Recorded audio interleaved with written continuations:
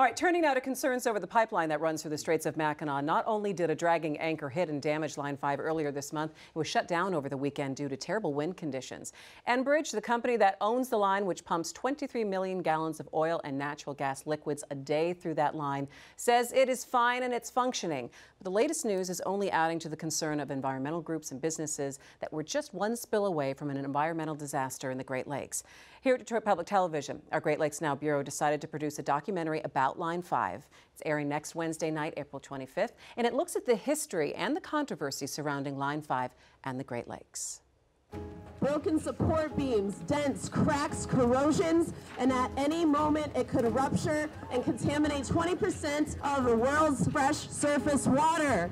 It is a very dangerous pipeline. We are putting our beautiful Great Lakes in great danger.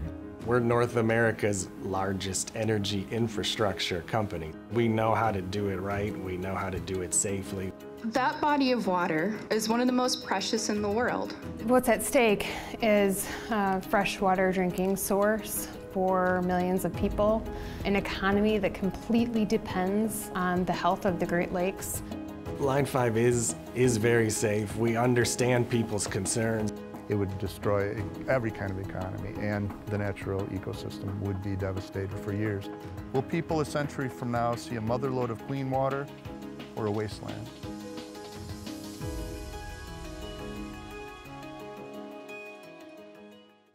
Now, Enbridge has been in trouble with the state for not being transparent on the condition of the line. Plus, it's already under a state-imposed deadline to study alternatives to Line 5.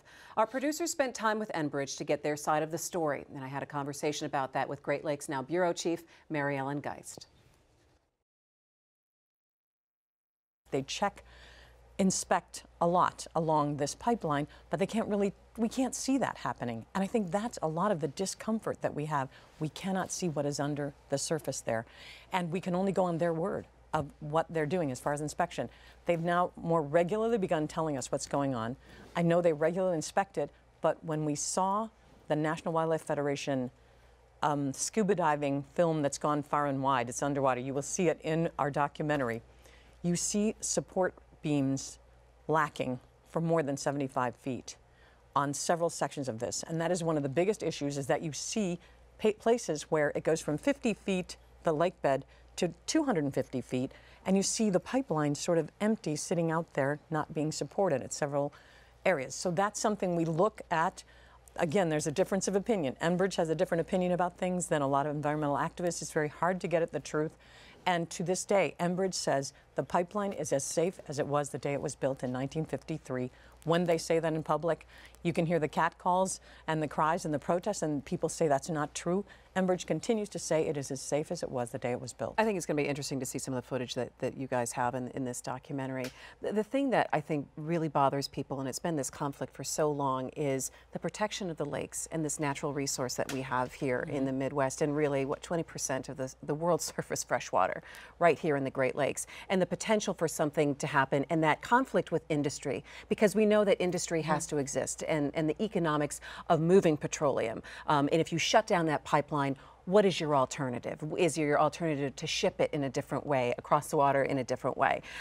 So we have that conflict which has existed for a very long time. Where do you see the conversations sort of moving between regulation and protection? There is a groundswell now, and partly because of what happened just this week, which is why it's so timely what's going on. There was a case, as you mentioned, with an anchor denting a portion of the steel exterior of the pipeline. That in itself scares people so much. However, Enbridge says it is safe. It pumps 23 million gallons of oil each day from Superior, Wisconsin to Sarnia, Ontario.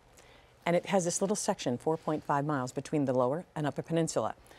And what everybody, I think, says is we need this gas, we need this oil. About 30% of that does go to Michigan and to be used by Michiganders.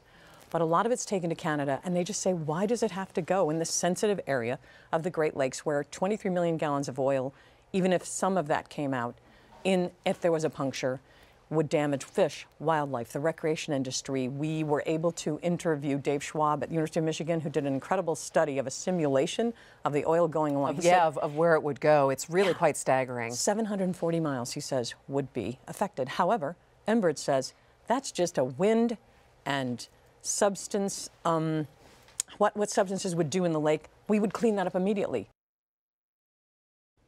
Our thanks to Mary Ellen, and you can see Beneath the Surface Wednesday, April 25th at 10 p.m. right here on Detroit Public TV.